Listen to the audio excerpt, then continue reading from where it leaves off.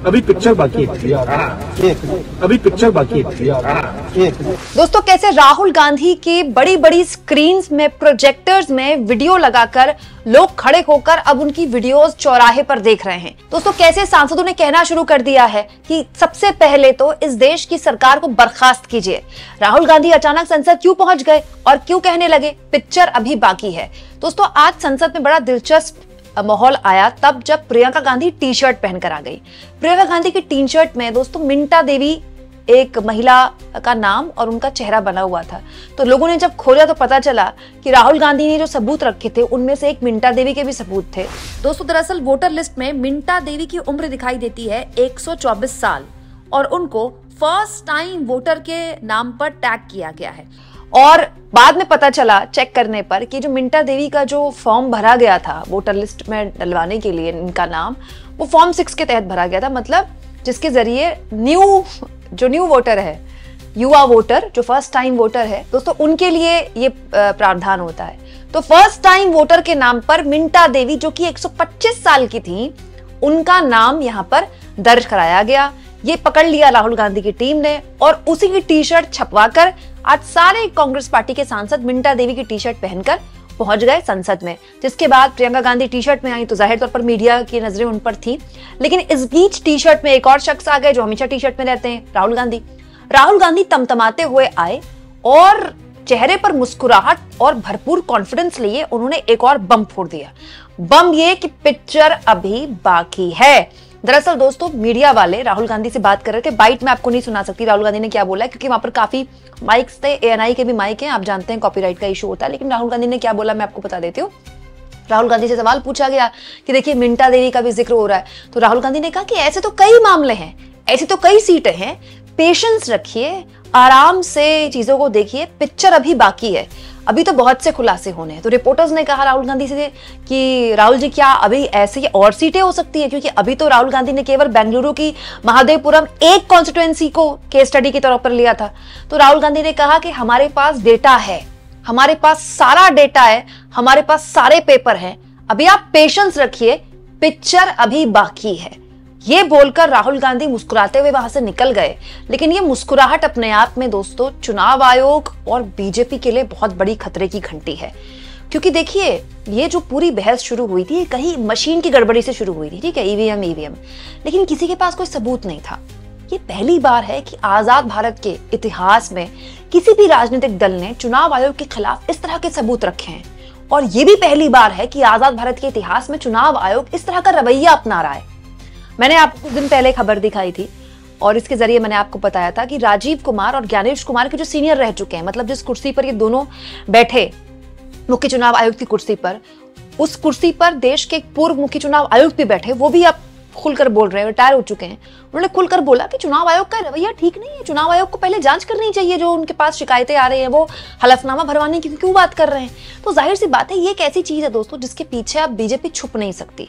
BJP की strategy क्या है इस मामले में? बीजेपी की स्ट्रैटेजी ये है कि ब्यूरोक्रेटिक लेवल पर इसको हैंडल किया जाए। मतलब चुनाव आयोग देखे, चुनाव आयोग समझे, चुनाव आयोग बोले हलफनामा में साइन कीजिए, चुनाव आयोग करे ये, चुनाव आयोग कहे वो, उसमें मामला खत्म हो जाए। बीजेपी इस तरह के मामलों में जब भी राजनीतिक तौर पर फंसती है वो उस मुद्दे को भाव ही नहीं देती। यही उसका तरीका है कि वो इंगेज ही नहीं करती, नॉन इंगेजमेंट और कोई और हेडलाइन पैदा की जाती है ताकि मुद्दे से ध्यान भटकाया जाए। लेकिन इस बार मामला पड़ गया उल्टा। क्यों? क्योंकि इस बार ये गौतम अडानी का मामला नहीं है कि इसमें राहुल गांधी अकेले संसद में लड़ रहे हैं।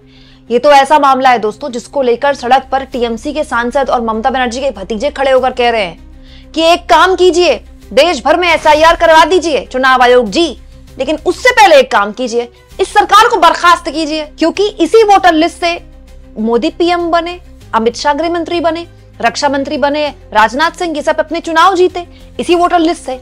अब अगर चुनाव आयोग कहता है कि देश भर में एसआईआर होगा तो सबसे पहले चुनाव आयोग इसका मतलब ये मानता है कि इस वोटर लिस्ट में गड़बड़ी है। तो आप एक काम कीजिए, पूरी की पूरी सरकार बर्खास्त कर दीजिए। कैसे अभिषेक बनर्जी जबरदस्त तरीके से आप आक्रामक रहे, मैं आगे आपको सुनाऊंगी। लेकिन उससे पहले मैं एक बड़ी दिलचस्प वीडियो आपके सामने रखना चाहती हूँ दोस्तों। अमूमन हमारे देश की राजनीति में आजकल के दौर में ऐसी वीडियोस बीजेपी खेमे की तरफ से ज्यादा आती है। अब देखिए दोस्तों, ये जो तस्वीर है ये राहुल गांधी की वीडियो की तस्वीर है, जो राहुल गांधी लगातार अपना कैंपेन वोट चोरी का आगे बढ़ा रहे हैं। कभी राहुल गांधी कोई टी शर्ट पहने हुए दिखते हैं, वोट चोरी के नाम पर कोई वेबसाइट लॉन्च कर दी उन्होंने, मिस कॉल नंबर दे दिया, राइट। तो उसके लिए जो वीडियो है अब देश के अलग अलग हिस्सों में पहुंचाए जा रहे हैं। अब देखिए ये जो वीडियो है ऐसा लग रहा है कि शायद कोई ग्रामीण इलाके का वीडियो है और जो भीड़ है वो बहुत कम दिखाई दे रही है। तो इसमें ये नहीं कह सकती कि पूरे चौराहे पर लोग खड़े हो गए उनको देखने के लिए और भीड़ लग गई, लेकिन ये एक बदलाव की बयार है। ये एक ऐसा बदलाव है दोस्तों जो बड़े करीने से बड़े धीमे से आ रहा है। क्या आपको वाकई लगता है कि राहुल गांधी की वीडियो को देखने के लिए किसी को प्रोजेक्टर देखने की जरूरत है? जब से राहुल गांधी की प्रेस कॉन्फ्रेंस ऑन एयर हुई है, कांग्रेस पार्टी के पेज से लेकर मेरे जैसे यूट्यूबर्स के पेज से लेकर इंस्टाग्राम में ऐसे अनाम पेजेस भरे हुए हैं, करोड़ों में व्यूअरशिप जा चुकी है दोस्तों, करोड़ों में। खुद राहुल गांधी बता चुके हैं कि कैंपेन लॉन्च होने के 24 घंटे के अंदर करीब 10 लाख से ज्यादा लोगों ने मिस कॉल दे दी मिस कॉल नंबर पर। दोस्तों इसके अलावा 15 लाख के आसपास लोगों ने और एंगेजमेंट भी दी है इस पूरे कैंपेन में। तो आप सोचिए कि 25 लाख तो यहीं पर एंगेजमेंट हो गई।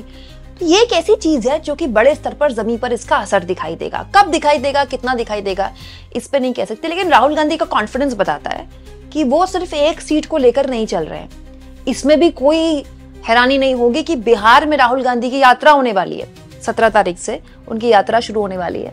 तो 17 तारीख से राहुल गांधी कोई नया बम फोड़ दें, बिहार में प्रेस कॉन्फ्रेंस कर दें और फिर देश के किसी और हिस्से की कॉन्स्टिट्यूएंसी उठा लें, क्योंकि उनकी टीम पिछले 6 महीने से इस तरह का कोई स्टडी कर रही थी, इसके बारे में भी पता नहीं था।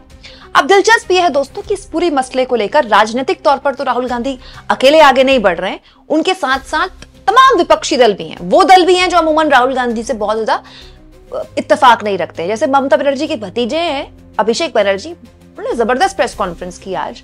और क्या किस तरह से चुनाव आयोग को धोया है, जरा आप सुनिए। आपके पास जवाब है तो आप दो भाई, कि एक ही एपिक नंबर पे गुजरात में और बंगाल में वोटर कैसे है, एक ही नाम पे अलग अलग 10 पोलिंग स्टेशन में वोटर कैसे है, एक ही एड्रेस पे 5 बाई 10 स्क्वायर फीट एक मकान में 100 वोटर कैसे रह सकते हैं, जिनका कोई अता पता, कोई एग्जिस्टेंस नहीं है।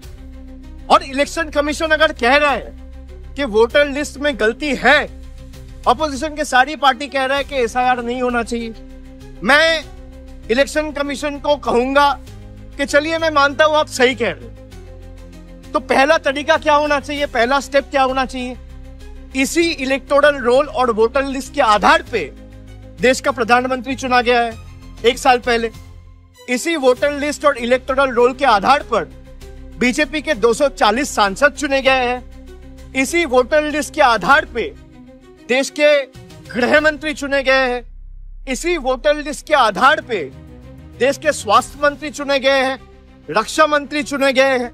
इसी वोटर लिस्ट के आधार पर जो इलेक्शन कमीशन कह रहा है जिसमें फेक वोटर है, इसी वोटर लिस्ट के आधार पर यही सांसद जो चुने गए हैं वो आने वाले दिन में राष्ट्रपति चुनेंगे, उपराष्ट्रपति चुनेंगे।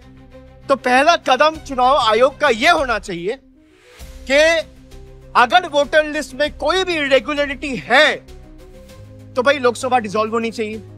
आप लोकसभा डिसॉल्व करिए, पूरा देश में एसआईआर करिए, कोई दिक्कत नहीं है। लेकिन आप सिलेक्टिव नहीं कर सकते ना कि गुजरात में एसआईआर नहीं होगा, गुजरात में वोटर लिस्ट ठीक है, उत्तर प्रदेश में वोटर लिस्ट ठीक है, मध्य प्रदेश में ठीक है और बंगाल में नहीं है, बिहार में नहीं है, तमिलनाडु में नहीं है। क्यों नहीं है? आपको पता है कि बिहार में अगर लोग वोटाधिकार, अपना लोकतांत्रिक अधिकार प्रयोग करेंगे तो आप हारोगे, आप चुनाव जीत नहीं सकते लोकतंत्र तरीके से। तो आप लोग का जो हक है, जो डेमोक्रेटिक राइट है, वो छीनना चाहते हैं। ये एक तरफा तो हो नहीं सकता। जो नियम और जो कानून आपके लिए एप्लीकेबल है, वही नियम और वही कानून इस देश में, अगर मैं बंगाल में हूं और आप गुजरात में हैं तो एक ही कानून है। भाई अगर एसआईआर आप करना चाहते हो तो आप एसआईआर करिए, लेकिन पहला कदम लोकसभा डिसॉल्व होना चाहिए।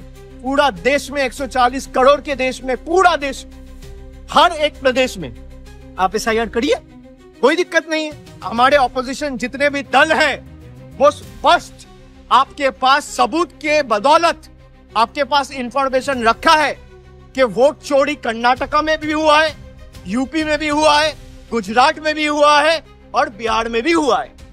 और बीजेपी ने वोट चोरी करके इलीगली, अनएथिकली, अनकॉन्स्टिट्यूशनली पावर में आया है।